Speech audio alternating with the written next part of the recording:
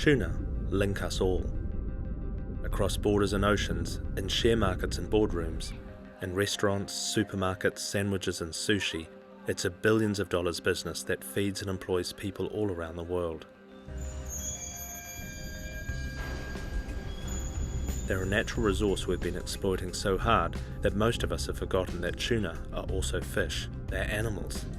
And like all animals, if you kill too many of them, you put the whole species at risk. We're not talking about saving the fish for fish's sake. We're talking about feeding the most number of people we can from the ocean. And if you fish out a species till it's gone, you're just stupid. That's what the global tuna business has been doing.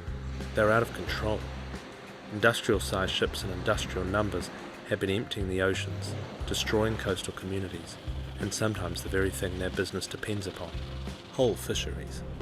When first world countries come in and steal the fish that indigenous people have been relying on for generations and generations, that's robbery. That's stealing. The worst exploit their workforce, signing young villagers into contracts that take them away from their home and family and commit them to years of debt. We're hearing more and more tales of tragedy when people are kept on in almost slave-like conditions and substandard conditions. I mean, I have been on board the boats and seen the blank stares from the crew that just hardly know what's happening. Out of sight of law and land, with no one to turn to, no one to help, all in the pursuit of cheap tuna and huge profits. They fish, they overfish, and they catch the wrong fish. Giant nets set on floating fish magnets, or fads, haul in other species like rare sharks and juvenile tuna.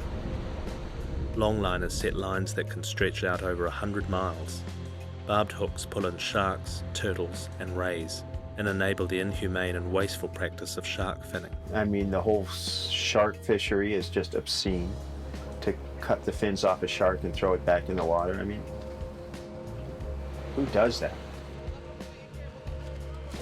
Some of us struggle to believe the brands we grew up with could be involved in such destructive and criminal behaviour.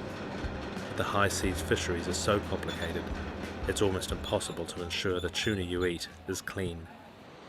They get away with it by transferring their catch between vessels, moving fish between longliners, and unloading to refrigerated cargo ships on the high seas.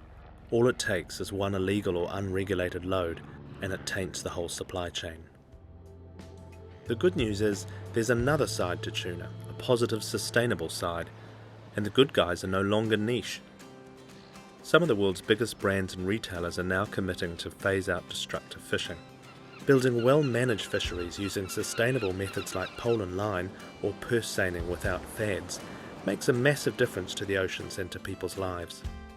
If I were sitting on shore and I liked eating fish, I would like knowing that it was part of a responsible industry. Greenpeace are out there, following tuna from the ocean to your local store, taking the tuna industry on at sea and in the supermarkets. It's in our interest to make sure the seafood industry is smart about what it's doing. But we're going to have to force them. They're not going to do it because they want to. And what makes the biggest difference of all is you. Choosing the right tuna makes you part of the solution.